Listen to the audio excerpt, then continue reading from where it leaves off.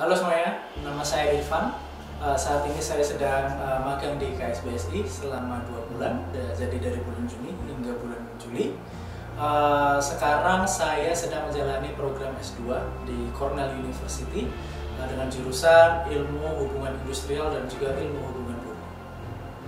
Jadi selama 2 bulan saya di sini, saya belajar melalui diskusi baik formal ataupun informal dengan rekan-rekan di KSBSI, baik dari level nasional, level wilayah, ataupun level anggota DPK, tentang bagaimana KSBSI ini sendiri bekerja, atau Serikat Buruh pada umumnya bekerja di Indonesia untuk memperjuangkan dan memastikan hak-hak, terutama normatif, yang harusnya didapatkan oleh pekerja di Indonesia ini. Jadi dari diskusi formal maupun informal tadi, saya juga mengikuti berbagai diskusi antar kelembagaan, contohnya dengan aliansi serikat pekerja ataupun serikat buruh lainnya, ataupun mendatangi beberapa seminar di mana di sana banyak juga serikat pekerja maupun dari pemerintah dan juga baik dari NGO untuk berdiskusi terlebih terkait fokus saya, yaitu just transition atau transisi yang berkeadilan. Dalam konteks di sini transisi energi dari fossil fuel ke energi terbaru, energi baru dan terbarukan. Nah, jadi kalau mau teman-teman tahu, di 2022 sendiri Indonesia ini sudah menandatangani apa yang namanya JETP atau kita bisa sebut JETP, yaitu Just Energy Transition Partnership, antara negara-negara anggota G20 atau G20 dengan Indonesia, dengan adanya dana investasi sebesar 20 miliar US dollar atau kurang lebih sekitar 300 triliun rupiah untuk membantu Indonesia dalam upayanya melakukan transisi energi dari fossil fuel ke energi baru terbarukan ini. Nah, di sana sendiri, meskipun saat ini pemerintah sudah mulai menyiapkan seluruh roadmap-nya, seluruh upaya untuk melakukan transisi energi tersebut, tetapi kita masih melihat banyak kekurangan di sana, terutama yang terkait dengan ketenaga kerjaan, di mana secara langsung sebenarnya serikat buruh, terutama KSBSI yang sangat leading di dalam isu ini, masih belum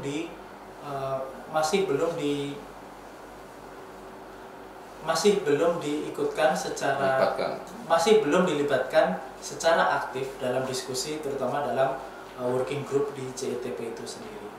Jadi memang kalau mau kita lihat saat ini di working group untuk JETP sendiri, serikat buruh hanya diberikan kesempatan untuk menjadi resource di sana, sedangkan yang masuk di dalam diskusi di working group adalah ILO. Nah, menurut saya ini sebenarnya masih sangat jauh dari ideal, karena sebenarnya sesuai dengan ILO guidance-nya sendiri, keterlibatan langsung dari serikat buruh ini memang sangat dibutuhkan. Nah, makanya kita saat ini pun sudah ada aliansi serikat pekerja dan serikat buruh untuk transisi berkeadilan, di mana KSBSI juga melalui salah satu wakilnya dari KSBSI sendiri sangat leading dalam isu ini, terlebih juga menginisiasi adanya aliansi SPSB tersebut, agar pemerintah tetap melakukan diskusi dan juga memastikan keterlibatan dari serikat buruh yang ada di Indonesia untuk ada di dalam diskusi ini. Jadi tidak hanya dari ILO, tetapi seharusnya memang serikat buruh yang ada dan bergerak langsung di grassroots atau di akar rumput haruslah yang menjadi salah satu partner untuk diskusi dalam regulation tersebut. Jadi kenapa sih serikat buruh harus terlibat dalam just energy transition, atau mungkin yang biasa kita sebut sebagai just transition ini? Memang karena konsep dari just transition ini atau transisi yang adil ini awalnya juga berasal dari buruh. Jadi mungkin awalnya di tahun 1980-an di Amerika sana Jadi ada yang namanya just transition ini karena memang di Amerika mulai terdapat banyak penutupan tambang-tambang batu bara yang pada akhirnya juga berdampak ke pekerja. Lalu kemudian mungkin di tahun 2012 dan juga 2015 dari ITUC maupun dari ILO meluncurkan guidance tentang just transition ini, di mana fokus utamanya adalah dari pekerja itu sendiri, yaitu bagaimana memastikan pekerja ini tidak tertinggal ataupun tidak ditinggal oleh pemerintah ketika pemerintah melakukan kebijakan tentang perubahan energi atau energy transition tersebut. Yang perlu dipahami adalah untuk just transition dan juga energy transition ini adalah dua hal yang berbeda. Yang pertama, just transition adalah tentang bagaimana transisi itu sendiri untuk pekerja sehingga mereka tidak ditinggalkan oleh adanya energy transition tersebut.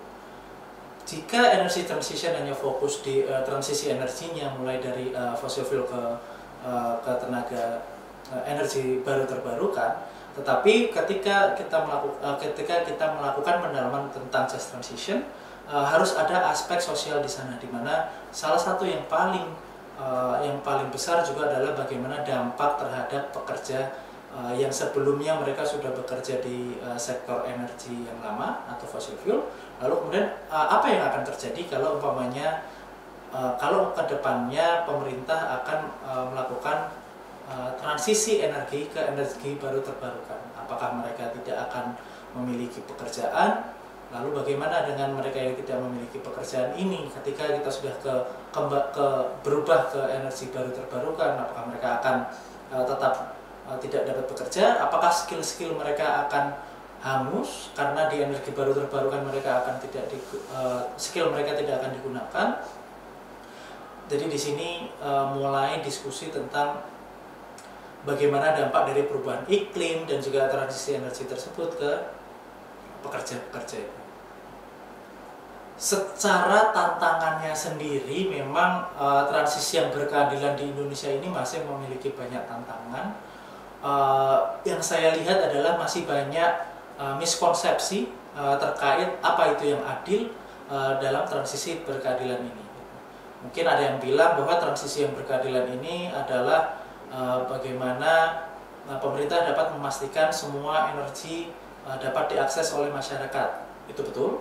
Akan tetapi kalau umpamanya kita hanya menggunakan definisi tersebut sebagai definisi dari transisi yang berkeadilan, maka seperti yang saya sebutkan tadi, maka pekerjanya tidak akan mendapatkan fokus. Padahal kalau memang kita lihat sendiri kan, pekerja-pekerja ini juga mereka akan terdampak secara langsung ataupun tidak langsung dari adanya transisi energi.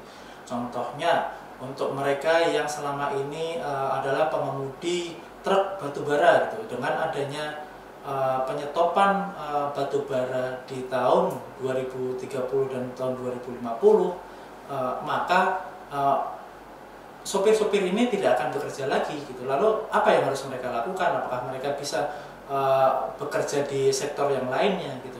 Terlebih lagi juga para penambang gitu. Apakah para penambang ini ketika kita sudah berhenti melakukan penambangan batu bara, apakah mereka bisa dipekerjakan di sektor-sektor lainnya? Apakah cara untuk menambang batu bara itu sama dengan cara menambang contohnya nikel dan lain-lainnya gitu? Apakah hal-hal tersebut sama? Gitu. Jadi pertanyaannya adalah kalau kita hanya berfokus pada satu definisi tanpa yaitu adalah energi transisi tersebut, maka akan kita dapatkan juga ketidakadilan untuk para pekerja.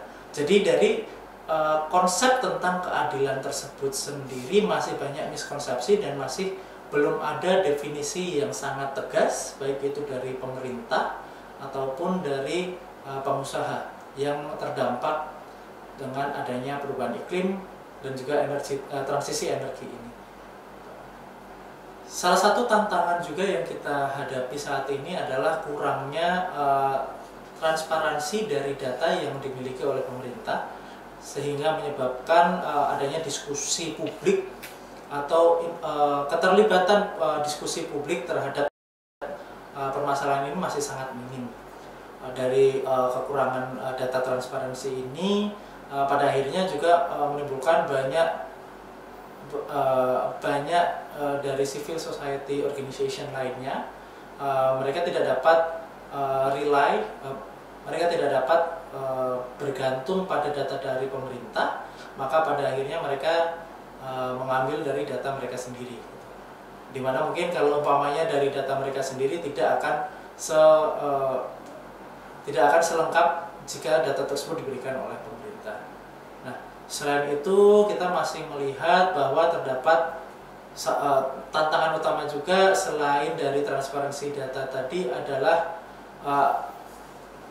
masih tidak dilibatkannya serikat buruh secara langsung ke dalam working group dari JTP tersebut. Padahal kalau mau kita tadi bilang keterlibatan serikat buruh karena mereka yang langsung ada di lapangan sangatlah penting dalam membantu pemerintah dalam membuat kebijakan tersebut. Karena pada dasarnya jika tidak ada informasi yang diberikan dari akar rumput atau dari anggota-anggota serikat buruh sendiri, memang ditakutkan akan ada gap di mana peraturan pemerintah atau policy atau kebijakan dari pemerintah sendiri tidak dapat mengenai langsung ke orang-orang yang terdampak dari transisi energi ini sendiri. Nah, selain itu kita lihat sendiri juga masih adanya fragmentasi serikat buruh di Indonesia juga memberikan kesulitan agar kita bekerja secara kolektif dan menjadi satu suara, di mana kita bisa dengan lebih lantang menyuarakan bagaimana concern atau kepedulian serikat buruh terhadap isu ini agar lebih didengar oleh pemerintah. Jadi mungkin ada beberapa serikat buruh yang masih belum menganggap isu just transition ini adalah suatu hal yang penting. Ada juga yang sudah mempunyai high commitment, akan tetapi juga masih belum dapat dipahami oleh seluruh anggota di serikat buruh tersebut, sehingga adanya low commitment dan juga adanya ketidak konsisten serta fragmentasi dari gerakan buruh di Indonesia ini menyebabkan sulitnya satu suara di gerakan serikat buruh itu sendiri.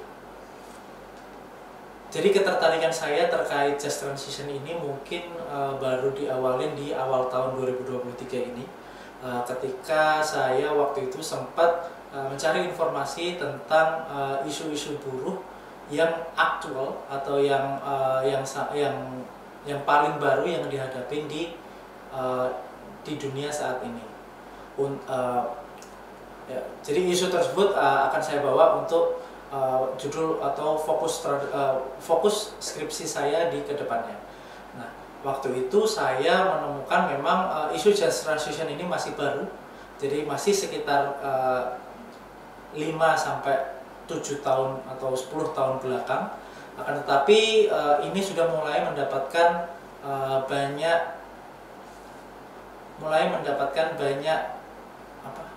pandangan, mulai banyak mendapatkan mulai mendapatkan banyak respon dari berbagai kalangan dan juga mulai menjadi spotlight di tataran dunia internasional saat ini.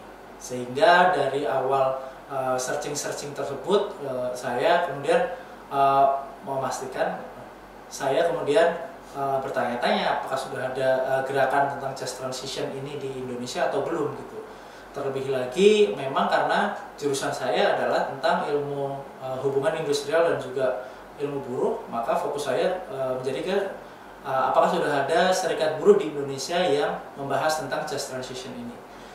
Dari searching tersebut saya temukan memang hanya KSBSI yang secara gamblang, secara lugas menuliskan bahwa salah satu komitmen atau dari agenda nasional mereka adalah just transition atau hubungannya antara perubahan iklim dengan dampaknya terhadap pekerja. Nah, dari situ saya mulai melakukan menggali lagi informasi tentang KSBSI dan juga menggali lagi informasi tentang bagaimana KSBSI telah berupaya dalam menyuarakan tentang just transition ini. Nah, dari sana akhirnya saya bisa kontak dengan Ibu Eli Rosita Silaban sebagai Presiden KSBSI dan meminta agar apakah diperbolehkan untuk saya belajar langsung di KSBSI ini dan belajar lebih lanjut tentang just transition dan bagaimana respons Serikat Buruh terhadap isu tersebut di Indonesia. Dari observasi saya selama saya melakukan magang di KSBSI ini sendiri, memang masih banyak kita lihat berbagai tantangan yang ada di dalam internal Serikat Buruh ini sendiri, baik KSBSI maupun di luar KSBSI. Salah satu isu utamanya adalah bagaimana caranya kita untuk dapat membumikan pembahasan tentang just transition ini atau transisi yang berkeadilan ini ke anggota-anggota kita. Karena memang kita pahami bahwa isu ini bukanlah isu yang ada nyata di depan mata mereka saat ini, tetapi memang isu yang baru akan terlihat dampaknya di 10, 20, 30 tahun ke depannya. Jadi sehingga membuat anggota-anggota KSBSI ini untuk paham, atau serikat-serikat buruh secara umum paham bagaimana dampak dari perubahan iklim dan juga pentingnya kita dapat secara aktif untuk berpartisipasi dalam just transition discussion ini atau diskusi mengenai transisi energi yang berkeadilan ini sangatlah penting kita mulai dari sekarang. Karena jika kita tidak mulai dari sekarang atau kita mau mulai ini diskusi ini di 10 atau 20 tahun ke depan, maka sudah sangat terlambat. Karena secara perencanaan dari pemerintah pasti sudah punya perencanaan secara jauh, dan juga dari pengusaha mereka juga sudah mempunyai kalkulasinya mereka sendiri, sehingga jangan sampai serikat buruh ini terlambat dalam bertindak terkait dengan just transition ini, atau terlambat untuk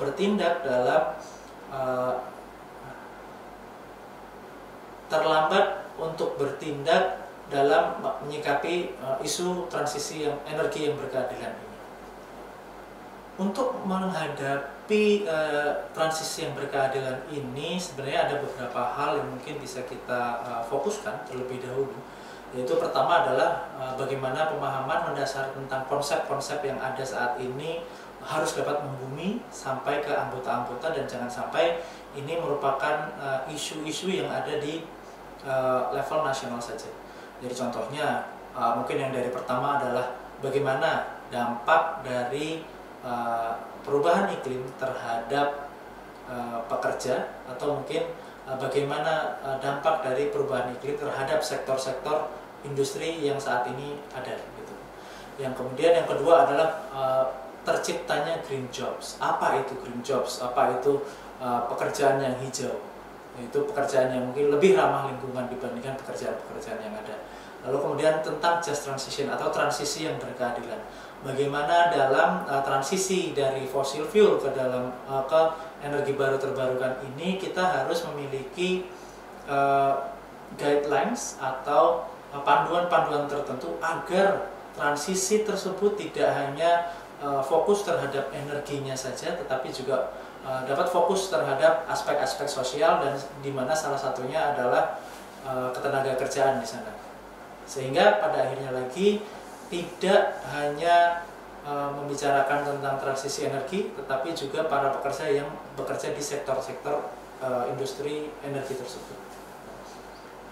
Lalu kemudian yang cara kedua adalah bagaimana kita melakukan framing the issue, gitu kan. Jadi framing the issue ini tidak hanya bagaimana kita melihat bahwa dampaknya ini hanyalah dampak negatif, tetapi bagaimana kita bisa mengambil opportunity atau kesempatan yang ada dari adanya transisi ini. Kalau umpamanya kita semua tahu ketika fossil fuel sudah dihentikan, maka terdapat sektor baru, yaitu energi baru terbarukan. Nah, bagaimana agar kita bisa mentransisikan atau melakukan transfer tadi dari pekerja-pekerja yang berada di sektor yang fossil fuel ke sektor-sektor energi baru terbarukan tersebut. Jadi penting dari pemerintah dan juga penting dari serikat buruh terutama untuk memastikan kita bisa melakukan reskilling dan juga upskilling terhadap pekerja-pekerja kita, anggota-anggota serikat buruh, agar mereka dapat bertahan hidup di masa mendatang di mana fossil fuel tidak dibutuhkan lagi. Lalu yang ketiga adalah bagaimana koalisi yang kuat dengan CSO lainnya seperti think tank dan juga seperti NGO. Tetap harus ada koalisi yang kuat di mana serikat buruh juga berperan dalam diskusi-diskusi tersebut. Hal ini dibutuhkan karena untuk membuat suatu suara yang lebih lantang, maka kita perlu menghimpun suara-suara kita menghimpun suara-suara kita, lalu kemudian menggunakan data-data yang ada agar kita membuat argumentasi yang sangat kuat berdasarkan dari data tersebut. Nah, hal itu tidak dapat dilakukan kalau hanya kita menggunakan data-data dari serikat buruh sendiri. Maka penting di sini adalah adanya koalisi antara serikat buruh dengan CSO lainnya. Hal ini sebenarnya sudah diwadahi di aliansi SPSB untuk transisi yang berkeadilan. Maka di sana sudah mulai ada diskusi antara bagaimana kita bisa membuat concern kita terhadap just transition ini lebih lantang lagi. Selanjutnya adalah pembuatan roadmap untuk mencapai transisi yang berkeadilan ini ke depannya itu mau dibawa kemana. Jadi contohnya apakah di tahun 2030 ketika kita sudah mengurangi produksi dari batu bara, lalu kemudian pekerja-pekerja dari batu bara ini dari PLT atau mungkin dari pembangkit listrik tenaga uap yang menggunakan batu bara, ketika mereka dilakukan pensiun dini, apa yang terjadi terhadap terhadap pekerja-pekerja yang ada di dalamnya. Butuh skema yang jelas yang diberikan oleh pemerintah dan juga dari serikat buruh untuk membuat satu skema yang jelas tersebut, bagaimana pekerja-pekerja yang ada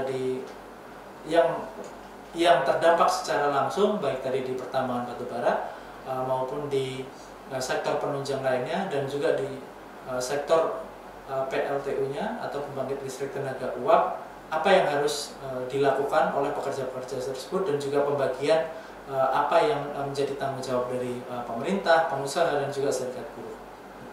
Dan yang terakhir adalah dibentuknya tripartit atau komite kerjasama antara tiga belah pihak, yaitu pemerintah, pengusaha dan juga serikat buruh, untuk membahas secara langsung bagaimana apa yang bisa dilakukan oleh pembagian kerja dari serikat buruh, pengusaha dan juga pemerintah untuk memastikan bahwa pekerja-pekerja yang terdampak ini mereka dapat melangsungkan kehidupannya secara baik di masa yang akan mendatang. Harapan saya yang pasti adalah buruh-buruh di Indonesia, baik itu yang terdampak langsung ataupun tidak langsung dengan adanya perubahan iklim ini, terus memahami bahwa pada dasarnya mereka akan mendapatkan imbas dari adanya perubahan iklim ini. Sekali lagi, walaupun mereka tidak langsung terdampak, tetapi kedepannya pasti akan ada perubahan apapun itu. Sehingga pada dasarnya buruh harus selalu paham bahwa perubahan itu tidak hanya ada yang nyata di depan mata, tetapi juga apa yang sudah direncanakan, baik itu 20 atau 30 tahun ke depan, agar kita tidak terlambat untuk menyikapi perubahan-perubahan tersebut. Jadi yang paling utama adalah buruh di Indonesia melalui serikat-serikat buruh yang ada di Indonesia tidak berhenti untuk menyuarakan bagaimana kepentingan buruh dan juga kepentingan anggota-anggota serikat buruh di Indonesia ini adalah nyata dan harus dilibatkan dalam diskusi-diskusi yang terkait dengan kebijakan